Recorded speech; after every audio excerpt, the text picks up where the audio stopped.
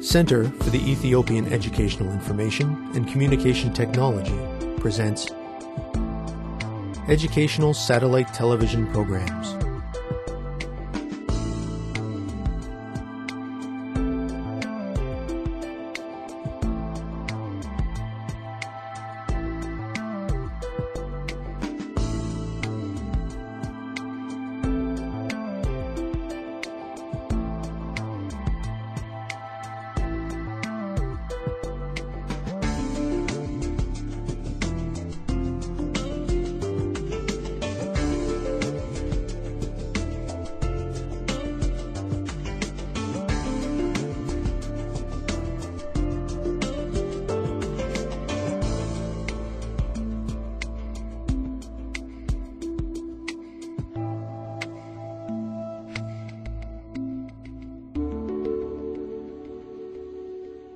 Hello, teacher.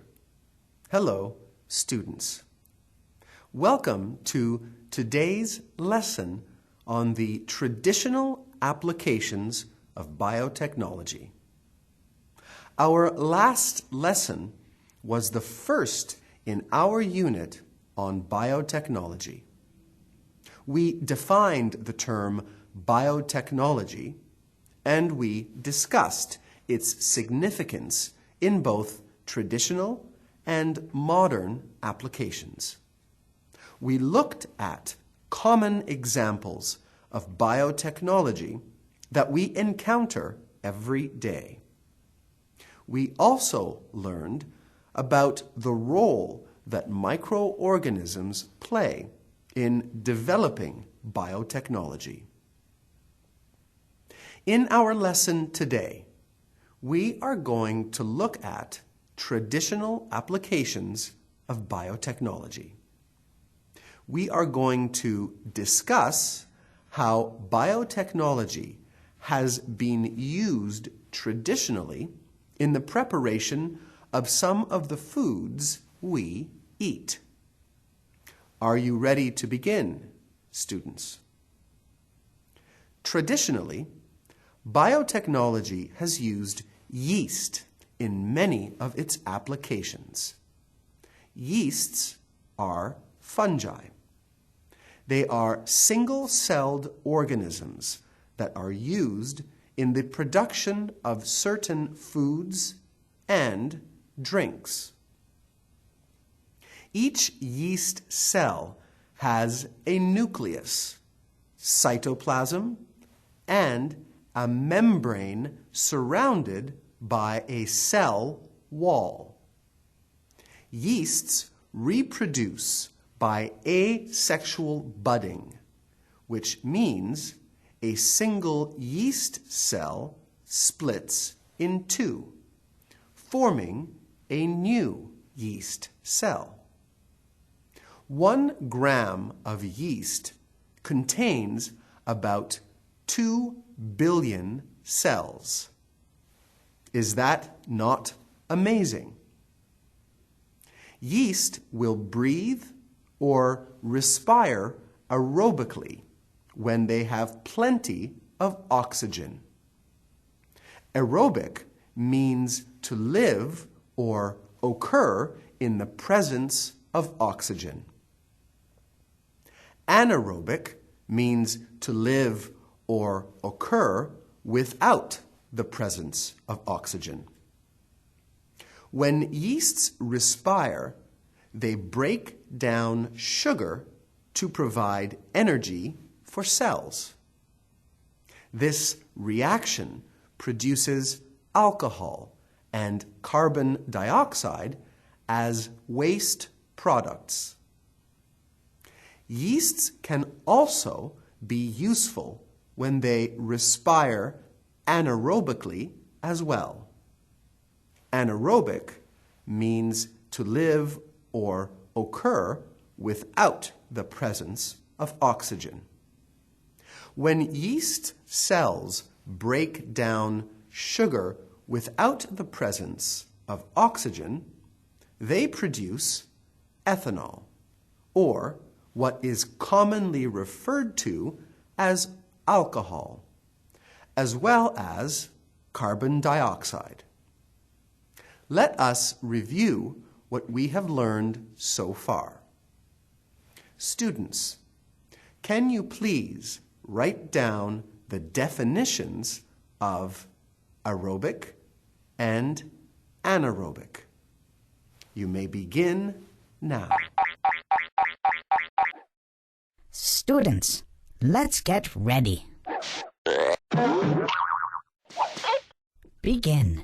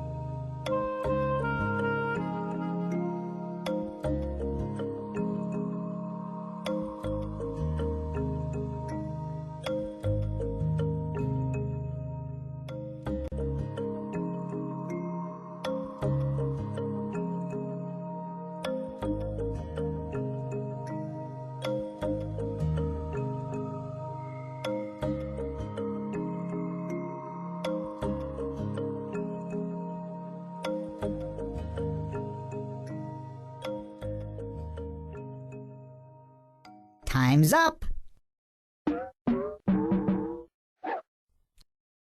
Let's get back to our lesson. Welcome back, everyone. I am sure that was a simple activity for you. Aerobic means to live or occur in the presence of oxygen. Anaerobic means to live or occur without the presence of oxygen.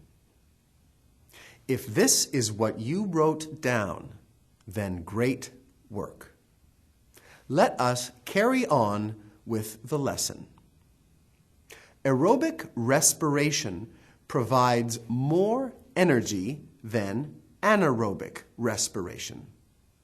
This energy allows yeast cells to grow and reproduce. Once there are many yeast cells, the cells can live for a long period of time in low oxygen conditions. The yeast will start to break down the available sugar, producing ethanol. This anaerobic respiration in yeasts is called fermentation.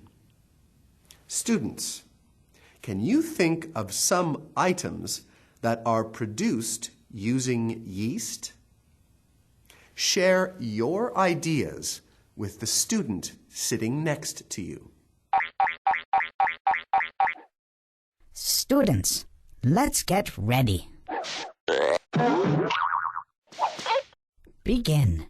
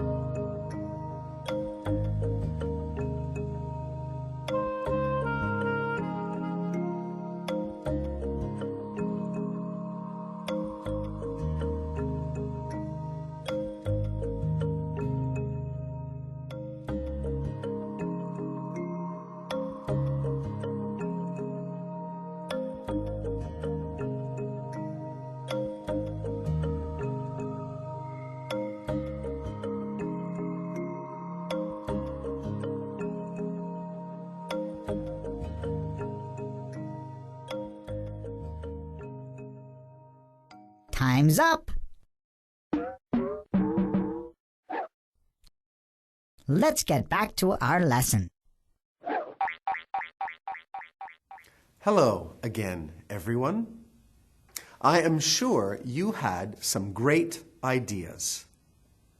Yeast is used to make bread, injera, and drinks like T'edge and T'ella. Let us go through the steps of making injera to understand how yeast is used. First, grind barley or te'ef, and then add water to make a mixture. Leave the dough at room temperature for 2 days. Natural yeasts will grow and respire in the dough. At first, the yeast respires aerobically, but the respiration becomes anaerobic over time. Carbon dioxide is produced, which makes the dough rise.